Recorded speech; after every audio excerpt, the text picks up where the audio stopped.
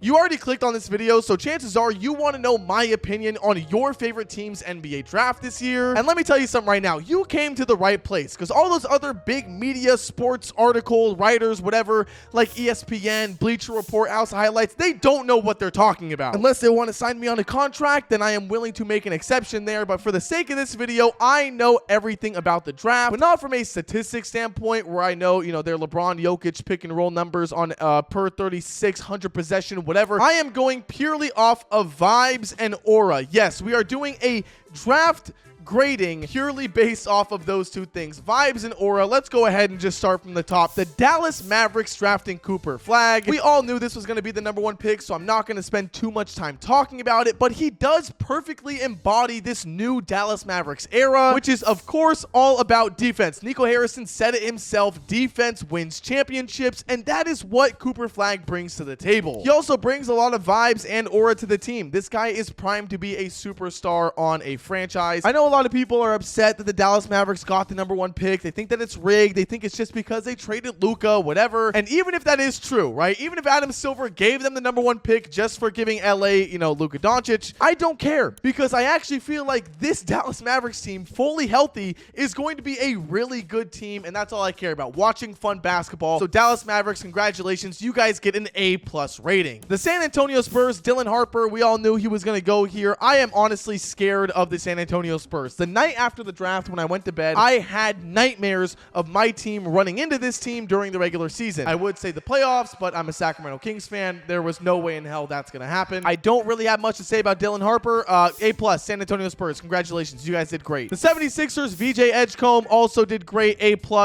Some of these teams, I'm sorry, they're just basic picks. We knew that they were going to go there. I'm just going to give them a simple rating. A+ for VJ Edgecombe to the 76ers. The Charlotte Hornets with a shocker pick as they take Con Knipple. I'm gonna be honest with you guys, I thought they were going to take Ace Bailey, which would be the most nightmare scenario for Charlotte, but is also such a Charlotte Hornets draft pick. Con Knipple, though, brings a certain kind of vibe to Charlotte, which is like, hey, I'm kind of just here to play basketball. Charlotte is a very interesting destination currently. They have a lot of different kind of guys there, guys who like driving around on go-karts on top of their apartments, and other guys who like playing basketball. Point is, I think Con Knipple was a pretty good selection. There's this weird part of me, though, that feels like he won't be good in the NBA. I don't know why. Don't ask me. Once again, this is purely off of vibes and aura. So you know what? Charlotte Hornets, I'll give you guys like a B-.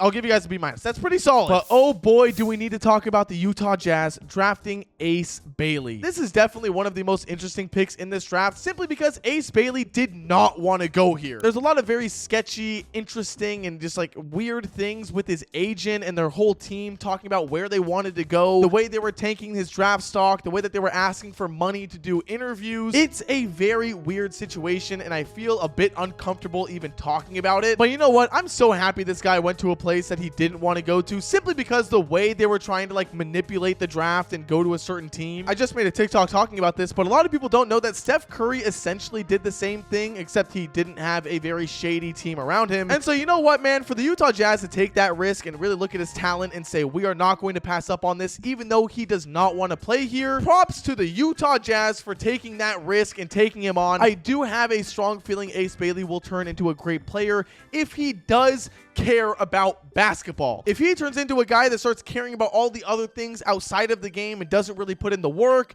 and gets complacent just because he made it to the league, then obviously he is going to be a flop. But it feels like the Utah Jazz are going to do everything they can to kind of take him under their wing and try to develop him into a good player and not let him get with the wrong crowd. So hey, Utah Jazz, it's a bold ass pick, and for that reason, I'll give you an A. My Washington Wizards, I love this team. I don't know much about Trey Johnson, but I know that the entire Wizards Twitter circle is going crazy over this guy. I'm excited to kind of learn a lot more about him when he does get into the league. And just watching this Wizards team, I've been saying for some time now, the Wizards are going to be a fun team to watch. And now that they have Trey Johnson and a couple of other guys, I'm pretty sure as well, they are going to be a fun team to watch. Do I need to grade this? I don't really know how to grade this. A+, because I like the Wizards. The New Orleans Pelicans Pelicans drafting Jeremiah Fears. If there's one thing I'll tell you when it comes to the vibes and aura section of the grading here, this guy's jersey saying 0 fears is probably the toughest shit I've ever seen in this league. I think he's like right next to AK-47 when it comes to jerseys and, you know, cool nicknames. But man, is this an interesting pick for the New Orleans Pelicans. Right after trading for Jordan Poole, they get another guy that kind of plays exactly like him. I wanted to hate this pick when it first happened, but you know what? A Fears Poole backcourt with Zion Williamson is going to be fun to watch. It is actually going to be a very fun team. They might not win a lot. They might not win anything, for God's sake, but they will be a fun team with highlight reels.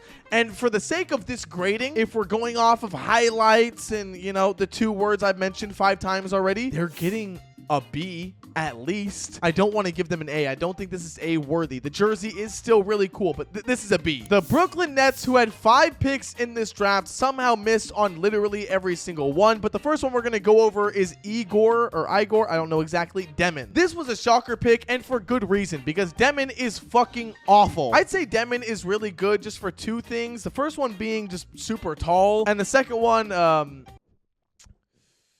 man, yeah, no, really just being tall. So I'm going to have to grade this one a D. The only reason why I don't give you an F is because if he does end up as a good player, I don't want to get flamed for it. So yeah, you guys get a D. The Houston Rockets selected CMB. I'm not going to say his full name out loud because I don't really know how to pronounce it. Not only did this guy shoot his shot at Suni Lee right before getting drafted, but his favorite music artist is Faye Webster. If there hasn't been a more obvious A+, you know what? Not even an A+.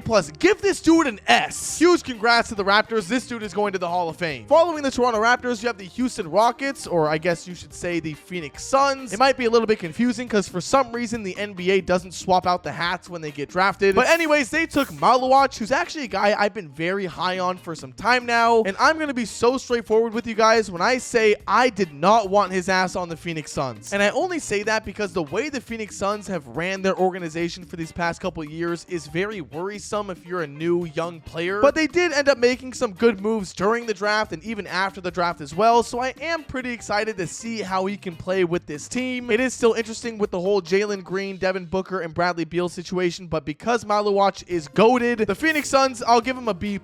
I don't know much about the Chicago Bulls pick. I do know that he's a younger guy, more of a project player, and at first you get a little bit excited because you're like, wow, cool, they could have like their own version of Giannis, this homegrown talent that nobody really talked about, whatever. But then you kind of realize that the Chicago Bulls are god-awful at actually developing talent, so he's most likely gonna just be a bust. Chicago, I apologize, but I'm gonna give you guys like a C. All right, yeah, we're getting to the point of the draft where I don't really know every single name that's coming up, but I do know the San Antonio Spurs drafted Carter Bryant as well, who was apparently a huge steal for the team. I know a lot of people talk about the OKC Thunder and how young they are and how they're gonna dominate for so long. Are you guys seeing the San Antonio Spurs? I've seen some people predict that they're gonna be 10th in the Western Conference next year.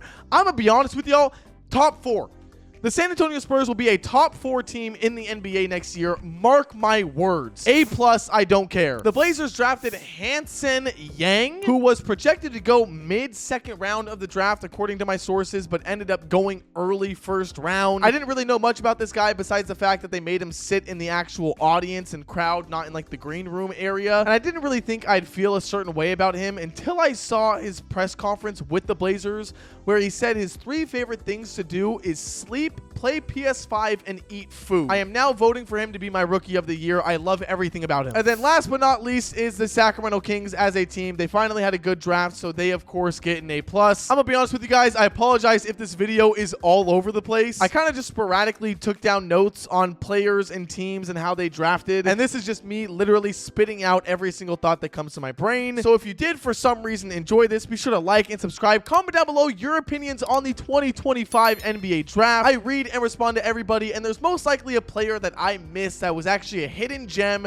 that I should know about and everybody should know about going into next season. So go ahead and do that. Summer League is right around the corner. I'm going to be making videos about that as well. So yeah, that being said, I will see you guys in the next one. Later.